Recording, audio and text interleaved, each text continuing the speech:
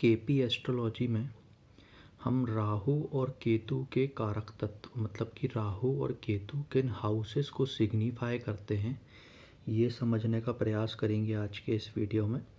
सबसे पहले मैं आपको एक बहुत छोटा सा इंट्रोडक्शन दे रहा हूँ राहु और केतु का। तो ये जो हमारा सन है, सन के चारों ओर क्या है, पृथ्वी जो है हमारी अर्थ, ये सूर्य की परिक्रमा करती है। तो ये सेंटर में सन हो गया है, ये ई जो मैंने बताया ये अर्थ है, और ये वो पाथ है जिस पाथ पर जो है अर्थ जो है वो परिक्रमा कर रही है सन की। फिर जो मून है, चंद्रमा पृथ्वी का एक उपग्रह है, ठीक है। तो मून जो है वो अर्थ की परिक्रमा करता है, मून जो है वो अर्थ की परिक्रमा करता है। एक पाथ ये हो गया जिस पाथ पर अर्थ जो है वो सन की परिक्रमा कर रही है, और एक पाथ ये हो गया जिस पर मून जो है वो अर्थ की परिक्रमा कर रहा है।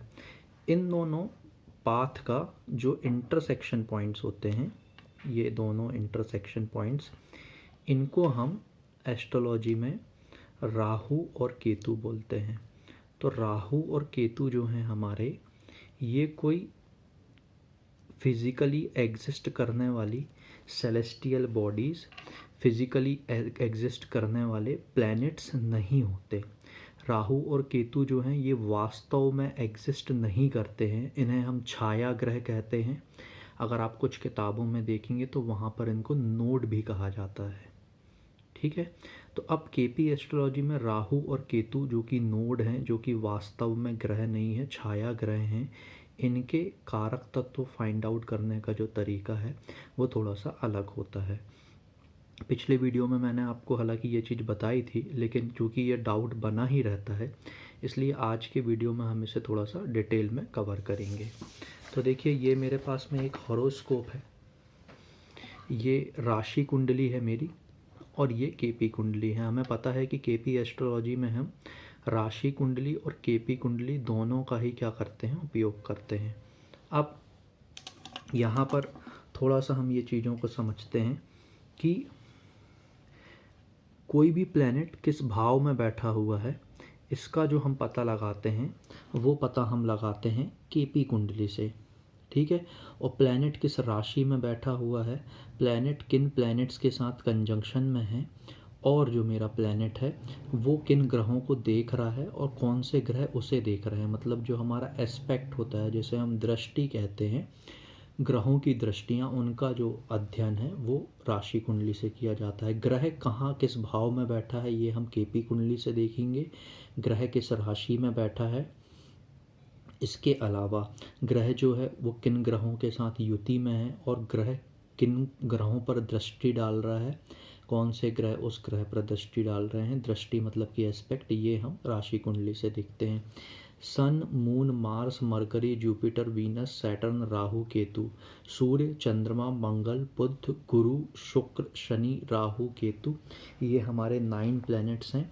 सबसे पहले ये पहला एग्जाम्पल है, तो इसलिए मैं इसमें आपको शुरू के जो 7 प्लैनेट्स हैं उनके भी वो प्लैनेट किन हाउसेस को सिग्निफाई कर रहे हैं ये भी बताऊंगा।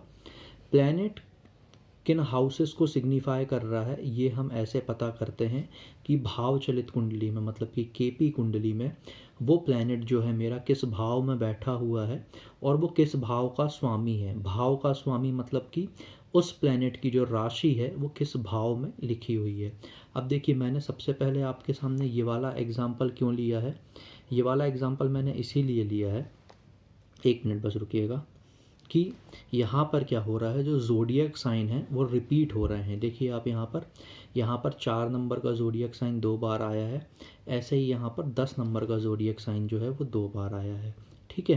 तो केपी कुंडली में क्या होता है, आप कभी कभी देखेंगे कि कुछ राशियाँ जो हैं वो गायब हो जाती हैं, और कुछ राशियाँ जो हैं वो एक से ज़्यादा बार आती हैं। राशियाँ गायब भी होती हैं और राशियाँ रिपीट भी होती हैं।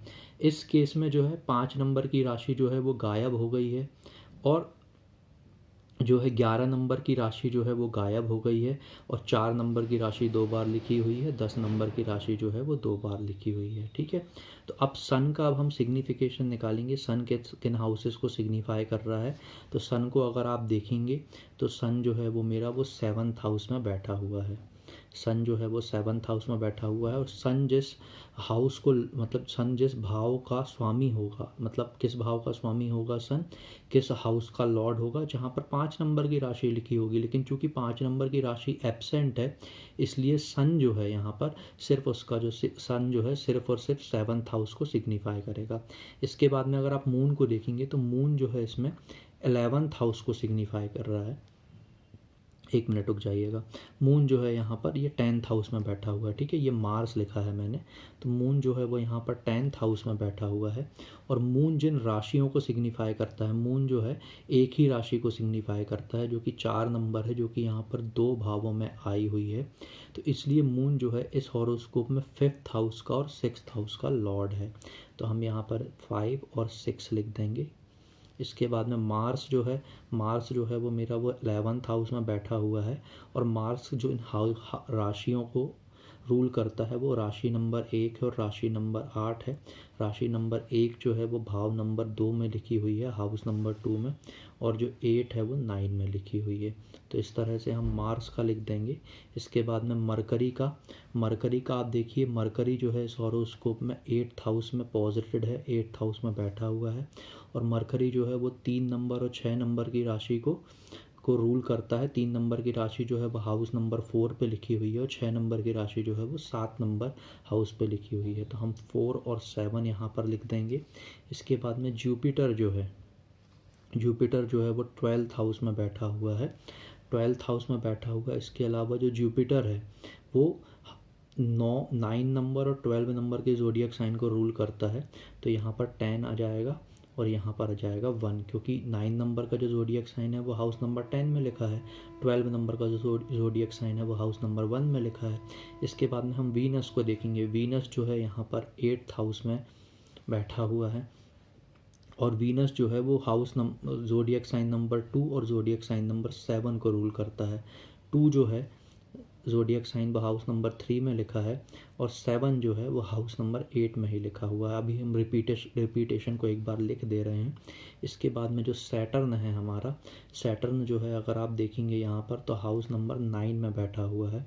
देखिए ये हाउस नंबर 9 है ना, और सैटर्न जो है वो ज़ोडिएक साइन नंबर 10 और 11 को रूल करता है।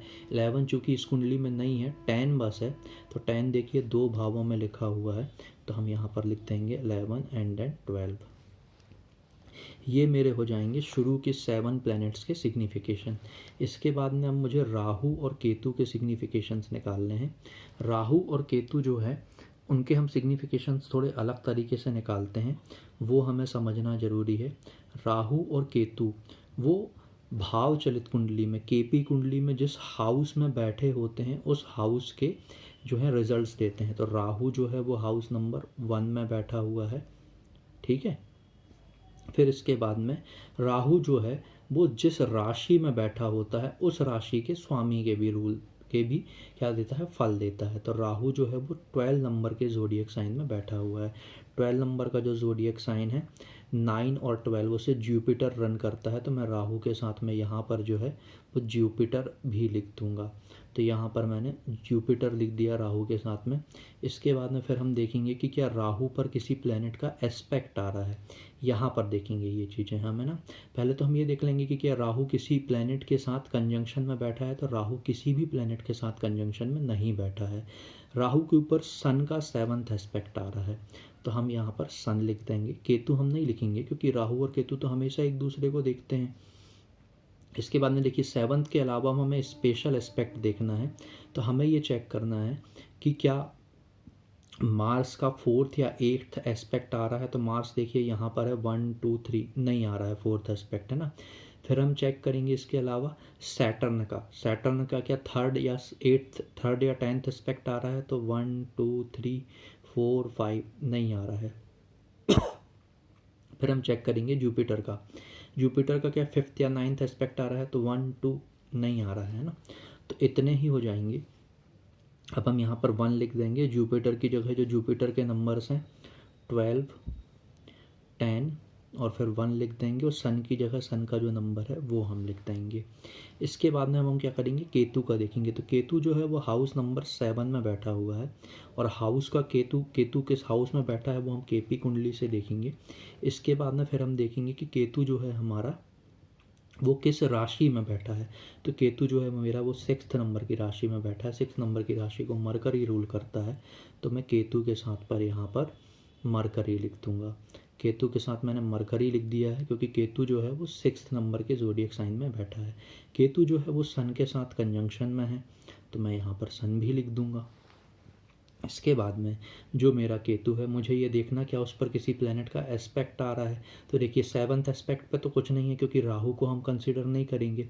अब मुझे चेक करना है सैटर्न को, मार्स को और जुपिटर को। तो सबसे पहले मैं सैटर्न को देखता हूँ। 1 2 3 4 5 6 7 8 9 10 नहीं आ रहा है। फिर मैं देखूँगा मार्स को। 1 2 3 4 5 6 7 8 नहीं आ रहा है। फिर मैं देखूंगा जुपिटर को। 1 2 3 4 5 6 7 8 9। तो किसी भी प्लेनेट के और एस्पेक्ट केतु पर नहीं आ रहे हैं। तो केतु जो है, केतु के जो कुल सिग्निफिकेशंस हैं वो जाएंगे 7। फिर इसके बाद में मरकरी का सिग्निफिकेशन जो कि है 8, 4 और फिर 7, और फिर सन का सिग्निफिकेशन जो कि है 7। तो अब देखिए, अब हम यहाँ से क्या करेंगे, जो भी रिपीट हो रहे हैं उनको हम हटा देंगे। जैसे कि यहाँ पर ये 8 रिपीट हो रहा था, इसको हम हटा देंगे। राहु में आप देखेंगे तो राहु में ये 1 रिपीट हो रहा था, तो हम 1 को हटा देंगे। यहाँ पर अगर आप देखेंगे तो 7 का रिपीटेशन है, तो हम 7 को हटा देंगे। तो ये हमारे फाइनल जो है वो सिग्निफिकेशंस हो जाएंगे 7 planets along with Rahu and Ketu. ठीक है, ये अब इसके बाद में जो है हमें नेक्स्ट सॉल्व करना है। थोड़ा सा रुक जाइएगा।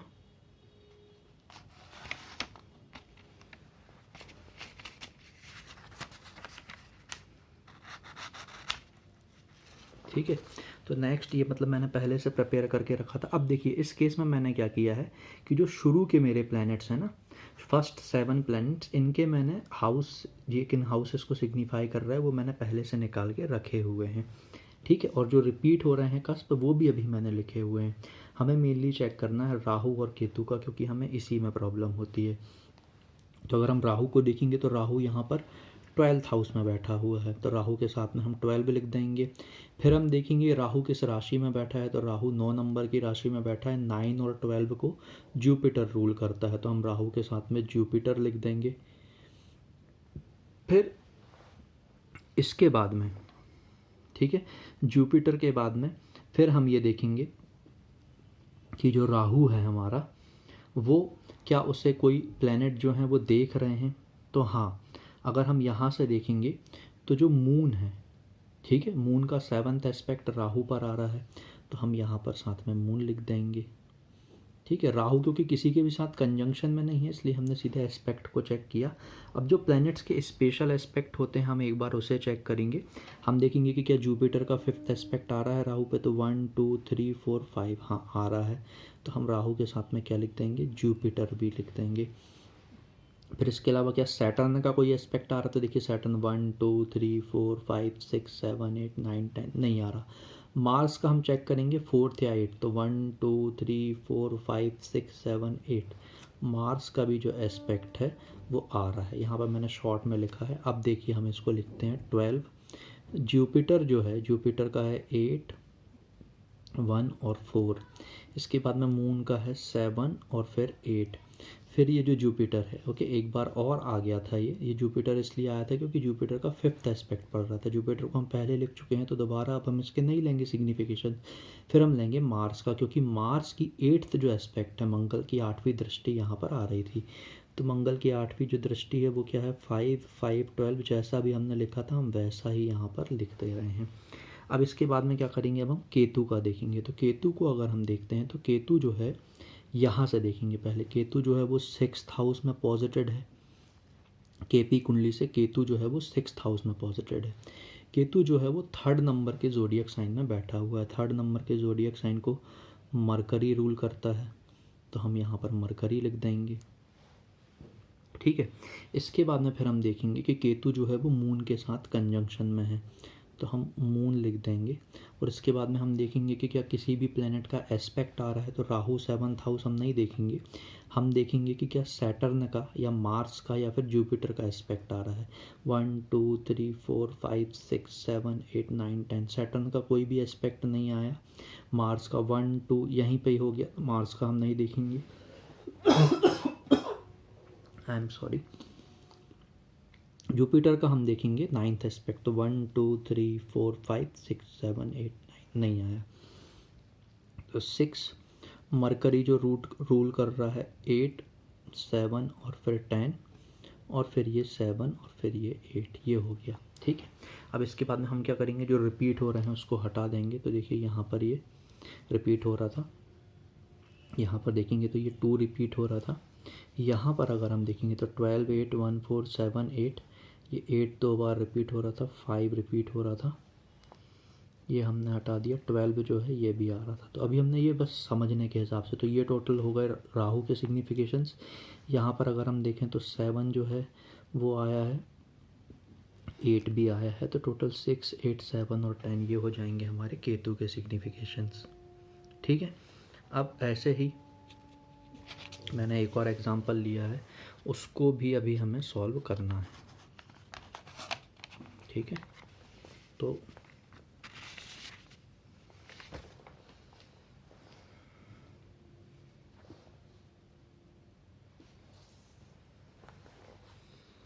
यहाँ पर देखिएगा मैंने पहले के 7 प्लैनेट्स के पूरे सिग्निफिकेशंस निकाल के रखे हैं।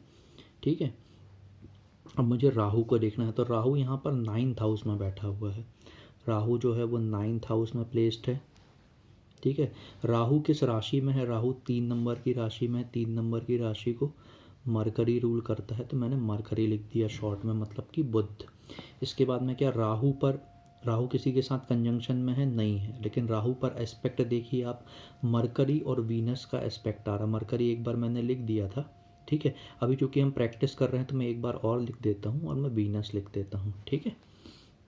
फिर इसके बाद में हम चेक करेंगे कि क्या मार्स का कोई एस्पेक्ट आ रहा है। 1 2 3 4 5 6 नहीं आ रहा। जुपिटर का 1 2 3 4 5 6 7 8 नहीं आ रहा। ठीक है। तो इतने में अब हम ये हमारे टोटल राहु के हो जाएंगे 9। इसके बाद में फिर हम लिखेंगे मरकरी 2 बार है, हम एक ही बार लिखेंगे, तो मरकरी जो हो जाएगा वो हो जाएगा 4 10 और फिर 1, और फिर वीनस का कितना हो जाएगा 3 9 और फिर 2। ये टोटल सिग्निफिकेशंस हो जाएंगे राहु के। फिर हम देखेंगे केतु का, तो केतु जो है हमारा वो देखिए यहाँ पर आप हाउस नंबर 3 में प्लेस्ड है। ठीक है। तो 3 में लिख दूंगा। इसके बाद में केतु देखिए किस राशि में बैठा है, केतु जो है वो बैठा हुआ है 9 नंबर के ज़ोडिएक साइन में, जिसको जुपिटर रूल करता है। केतु जो है वो मरकरी और वीनस के साथ कंजंक्शन में है। इसके अलावा फिर मैं देखूंगा कि केतु पर किसी प्लैनेट का एस्पेक्ट आ रहा है, तो सैटर्न देखिए 1 2 3, सैटर्न का जो 3rd एस्पेक्ट है वो केतु पर आ रहा है। ठीक है। इसके बाद में फिर देखिए ना जुपिटर का आएगा और ना मार्स का आएगा। ठीक है। तो ये अब यहाँ पर देखिए 3, फिर इसके बाद में जुपिटर जो है, जुपिटर का हम देखेंगे तो जुपिटर का मेरा है 2, फिर 4 और फिर ये 7, ये मेरा हो गया जुपिटर का। इसके बाद में जब मैंने ये देख लिया जुपिटर का, फिर मैं देखूंगा मरकरी का, तो मरकरी का है 4 10 और फिर 1। वीनस का अगर मैं लिखूं तो वो है 3 9 और फिर 2, और फिर अगर मैं साथ में सैटर्न का लिख दूं तो सैटर्न का है 1 5 और फिर 6। तो देखिए अब मुझे यहाँ से रिपीटेड हटाना है, तो ये जो 4 रिपीटेशन में है इसको मैं हटा दूंगा। 10 1 अभी कोई रिपीटेशन में नहीं है, 3 रिपीटेशन में है, 9 नहीं आया है, 2 पहले आ चुका है, 1 भी जो है वो पहले आ चुका है, 5 नहीं आया है और 6 भी नहीं आया है। तो ये जो हैं ये मेरे राहु और केतु के सिग्निफिकेशन हो जाएंगे इस पर्टिकुलर हॉरोस्कोप के हिसाब से। इसके बाद में आप देखिए एक लास्ट एक्सरसाइज है, ये भी कर लीजिएगा, आप साथ में ही कीजिएगा। ठीक है। यहाँ पर जो प्लैनेट है ना इसके नाम थोड़े से, sun moon Mars Mercury Jupiter आपको दिख रहे होंगे हालांकि। ठीक है। थोड़े से कट गए हैं तो अभी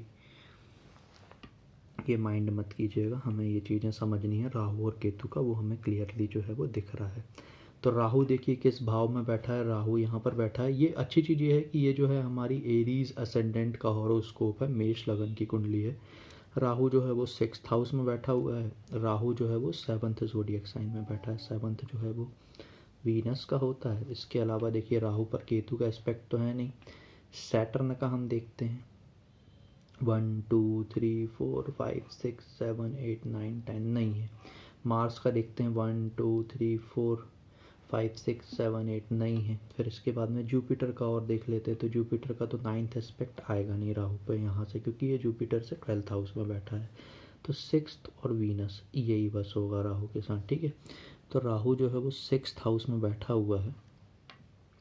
और वीनस जो है, वीनस के हम यहाँ पर नंबर्स लिख देंगे। वीनस के हैं 1 2 7 1, फिर 2 और फिर ये 7। इसके बाद में केतु, केतु जो है मेरा ये बैठा हुआ है। देखिए अगर आप देखेंगे तो केतु जो है मेरा वो 12th हाउस में पॉजिटेड है। फिर केतु किस ज़ोडिएक साइन में है, तो केतु 1 नंबर के ज़ोडिएक साइन में है, जिसको कि मार्स रूल करता है। इसके बाद में अगर हम देखें तो मार्स का 8th एस्पेक्ट यहाँ से जो है केतु पर नहीं जाएगा। 1 2 3 4 5 6 7 8, ओके। जुपिटर का 5th या 9th, 1 2 3 4 5 नहीं जा रहा है। सैटर्न का भी हम और देख लेते, तो सैटर्न का 1 2 नहीं जा रहा है, तो ये इतना ही है। तो अगर हम यहाँ पर लिख देंगे तो ये हो जाएगा 12, और फिर जो मार्स का हम लिखेंगे वो हो जाएगा 5 1 और फिर ये 8। तो ये हमारे राहु और केतु के टोटल सिग्निफिकेशंस हो जाएंगे।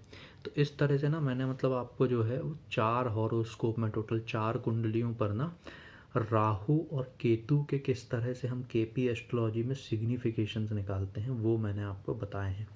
यहाँ पर जल्दी से मैं आपको एक बार बता देता हूँ कि राहु और केतु किस हाउस में बैठेंगे, इसका पता हम लगाएंगे केपी कुंडली से, ठीक है। फिर इसके अलावा वो किस ज़ोडिएक साइन में बैठे हैं, ज़ोडिएक साइन किस में वो बैठे हैं, प्लस इसके अलावा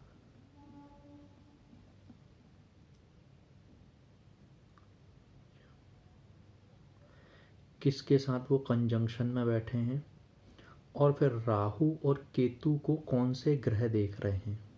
एक चीज़ आप ध्यान रखिएगा कि राहु और केतु किन ग्रहों को देख रहे हैं वो चीज़ हम नहीं देखते हैं। राहु और केतु जो है उनको कौन से ग्रह देख रहे हैं वो हम देखते हैं। तो ज़ोडिएक साइन कंजंक्शन पूरा ही लिख देता हूँ मैं, और एस्पेक्ट ये हम देखते हैं। ये तीनों की तीनों चीज़ें जो हैं ये हमारी राशि कुंडली से हम देखते हैं, जिसे हम D1 चार्ट भी कहते हैं, ठीक है। और राहु केतु किस हाउस में बैठे हुए हैं वो हम चेक करते हैं केपी कुंडली से। तो इस तरह से ना केपी एस्ट्रोलॉजी में जो है वो हम राहु और केतु के सिग्निफिकेशन फाइंड आउट करते हैं। अगर आपके पास में कोई ऐसा हॉरोस्कोप है जिस पर मान लीजिए अगर आप प्रैक्टिस कर रहे हैं फिर भी अगर आप राहु केतु के सिग्निफिकेशंस नहीं निकाल पा रहे हैं, तो आप कमेंट में सेक्शन में पोस्ट कर दीजिएगा। मैं मतलब उस पर भी कोशिश करूँगा मैं वीडियो बना के आपको समझा दूँ, है ना। इसके अलावा जो मतलब मैं बता रहा हूँ पहले पिछले वीडियो में भी मैंने बताया था कि अगर आपको आयनांश की सेटिंग सही से सेट करके अगर आपको अपनी सही केपी कुंडली बनाते नहीं आती है, ठीक है, तो मतलब आप अपनी जो डिटेल्स हैं वो मुझे ईमेल पर भेज सकते हैं jyotissutra@gmail.com पे, और मैं आपको आपकी जो केपी कुंडली है वो सही आयनांश का यूज़ करके केपी कुंडली आपको दे दूँगा, ठीक है। ये सुविधा हमारे व्यूअर्स के लिए फ्री ऑफ चार्ज है।